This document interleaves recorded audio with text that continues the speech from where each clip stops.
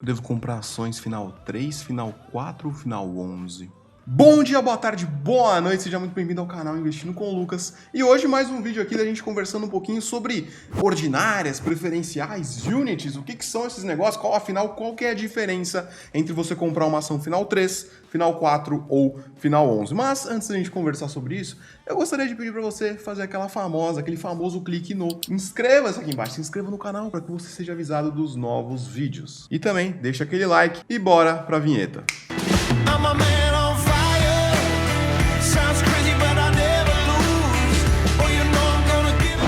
Bom, antes da gente começar a falar diretamente sobre esses códigos, vamos entender o que significam esses códigos. Na verdade, o final 3 significa ordinária, o final 4 significa preferencial e o final 11 significa unity. Mas antes da gente falar sobre isso, a gente tem que entender como que é a estrutura de uma empresa. Na verdade, quando uma empresa é listada em bolsa, ela é dividida numa estrutura que a gente chama de sociedade anônima, que é justamente uma estrutura onde os sócios não se conhecem. E essa empresa ela é dividida em ações, de acordo com a lei número 6.404, que justamente define ações ordinárias e ações preferenciais. Agora sim, vamos começar a entender a diferença, começando pelas ordinárias, que é só as que deveriam existir. Então vamos lá, como o próprio nome já diz, ordinária, ou seja, você tem direito à ordem, você tem direito a voto dentro da empresa, você pode ir nas assembleias, você pode votar sobre o conselho administrativo, sobre a diretoria, sobre quais diretrizes a empresa deve tomar. Então você pode estar a par de tudo, afinal são os acionistas que definem quem são os membros dos conselhos, através do quê? Através do voto. Então resumindo, a ação ordinária, você tem direito a voto dentro da empresa, você tem participação ativa dentro da empresa.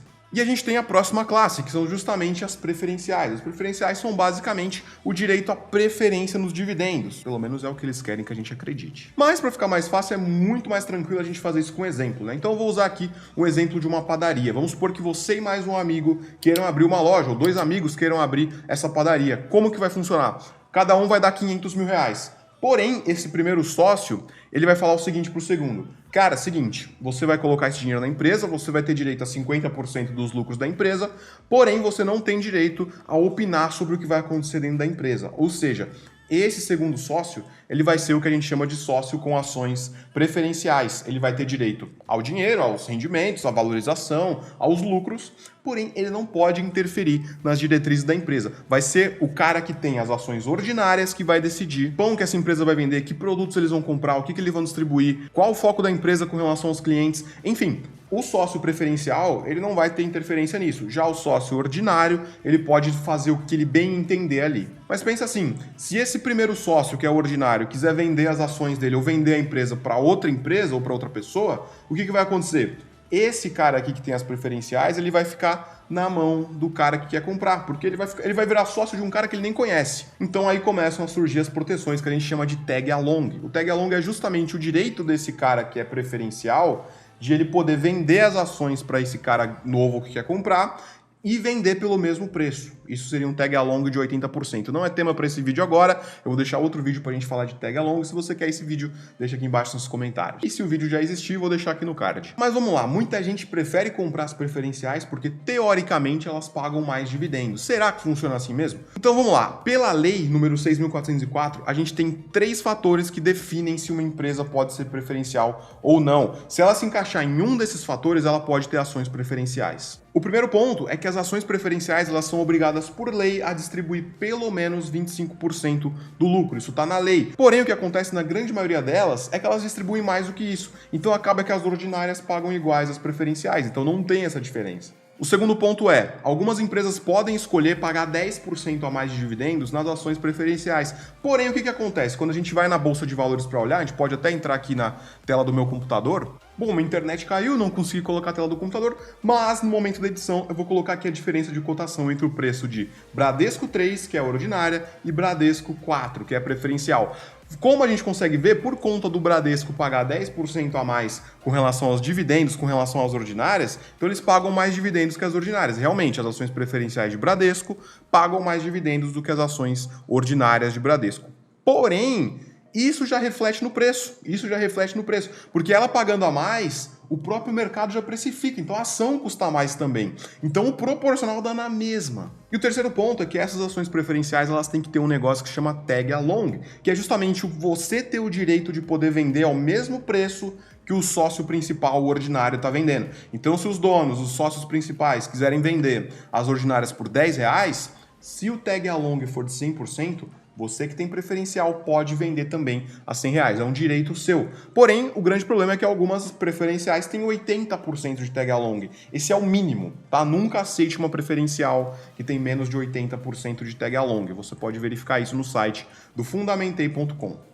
Enquanto o tag along das ordinárias normalmente já é de 100%. Ou seja, você já é sócio real do negócio, não é só um sócio financeiro. Você é um sócio financeiro e estratégico da empresa. Então, se você está seguindo a metodologia que eu recomendo para você, que é investir para o longo prazo, para segurar uma empresa por 10, 15, 20, 50 anos, sim, 50 anos, de empresas que você realmente gosta de ser sócio, empresas lucrativas, inclusive se você quer aprender a analisar empresas da forma mais eficiente, clica no card aqui em cima, assiste esse vídeo que eu vou te explicar muito bem sobre como você nunca vai ter uma empresa ruim na sua carteira. Então, clica lá. Bom, eu particularmente prefiro comprar apenas ações ordinárias, justamente por conta desses motivos das preferenciais não justificarem, né? Ninguém conseguiu me convencer até hoje com todos os artigos que eu li, livros que eu li, vídeos que eu vi. Até hoje não me convenceram que comprar ações preferenciais justifica todo esse problema que você tem com relação a comprar ordinárias. Então eu prefiro comprar ações ordinárias. E aqui vão alguns motivos. O primeiro motivo é que as ações ordinárias, elas têm uma governança, um nível de governança corporativo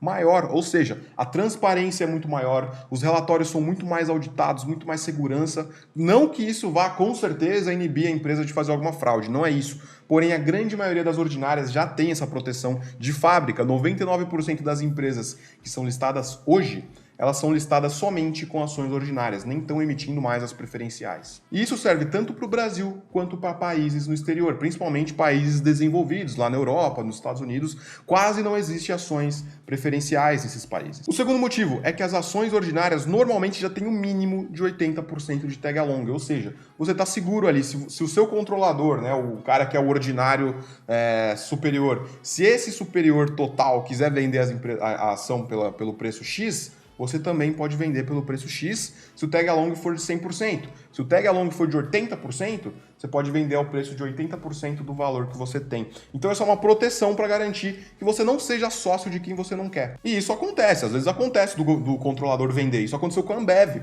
Muitos acionistas da Ambev que tinham preferenciais tiveram que converter as preferenciais para ordinárias. E isso aí causou uma perda para eles. Então, é sempre interessante. Não pensa que isso nunca vai acontecer, porque pode sim acontecer e você pode ser lesado com isso. O terceiro motivo, com relação aos dividendos. Proporcionalmente, paga a mesma coisa. Porque se uma ação preferencial ela paga um pouco mais, o próprio mercado, as próprias pessoas vão topar pagar mais caro, ela vai custar mais caro. Então, proporcionalmente, as preferenciais com as ordinárias pagam a mesma coisa. A preferencial paga um pouco mais, só que ela custa um pouco mais. A ordinária paga um pouco menos, só que ela custa um pouco menos. Então, dá elas por elas. Lucão, e as units? O que são as units que terminam com o final 11?